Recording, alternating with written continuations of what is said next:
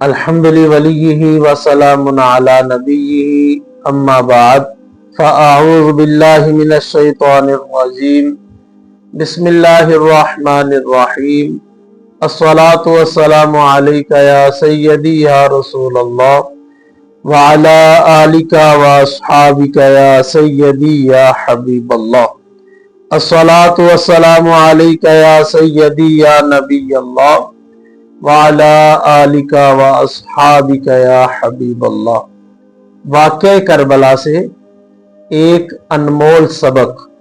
ایک انمول نصیحت جو ہر ایک مسلمان کے لیے بلکہ ہر انسان کے لیے لازمی ہے۔ وہ نصیحت کیا ہے؟ سبق کیا ہے؟ کربلا ہمیں حق پر کھڑا رہنا یہ سکھاتی ہے، حق پر ڈٹے رہنا، حق پر قائم رہنا، حق کے لیے آواز کو بلند کرنا، یہ کربلا کا ہمارے لیے سبق ہے۔ حضرت امام حسین پاک رضی اللہ تعالیٰ عنہ کا ایک فرمان علی شان ہے، حق پر ڈٹے رہنے کے بعد،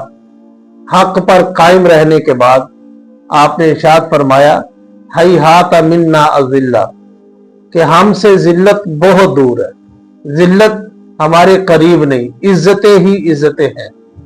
کیونکہ آپ حق پر قائم تھے اور جو باطل پر تھے ان کے لیے قیامت تک کے لیے ذلتیں ہیں۔ جیسا کہ آپ دیکھتے ہیں یزیدیوں پہ سب لعنت بیچتے ہیں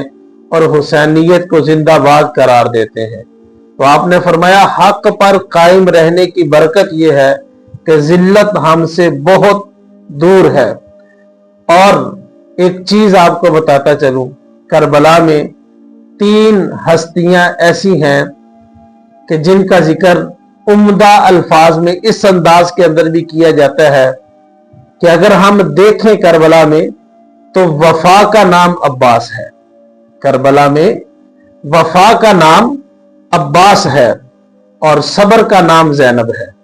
جتنا صبر حضرت زینب رضی اللہ تعالیٰ عنہ نے فرمایا، اپنے 2 بیٹوں کو، اپنے بانجوں کو، اپنے بتیجوں کو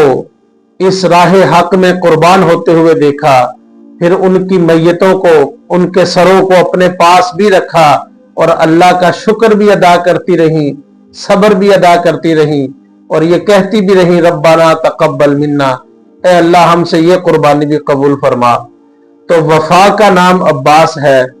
صبر کا نام جو ہے وہ زینب ہے، اور قربان جاؤں امام حسین پاک کی ذات گرامی پر،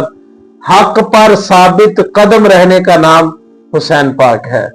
آپ حق سے جو ہے وہ پیچھے نہیں ہٹے، آپ کو وزارت کی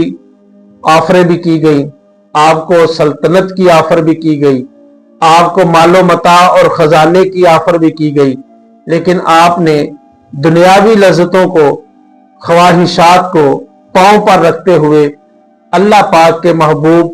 اور اللہ کی رضا کو پسند فرمایا، اور دین متین کے لیے آپ حق پر جو ہے وہ ثابت قدم رہے، اور دین متین کو اپنے خون کے ساتھ آپ نے آب پاری کی۔ اللہ پاک حضرت امام حسین پاک کا فیضان نصیب فرمائے، اور ہمیں بھی واقعہ کربلا سے یہ سبق لیتے ہوئے حق پر قائم رہنے، صبر کرنے اور اللہ اور رسول کے دین کے ساتھ وفا کی توفیق نصیب فرمائے۔ آمین یا رب العالمین۔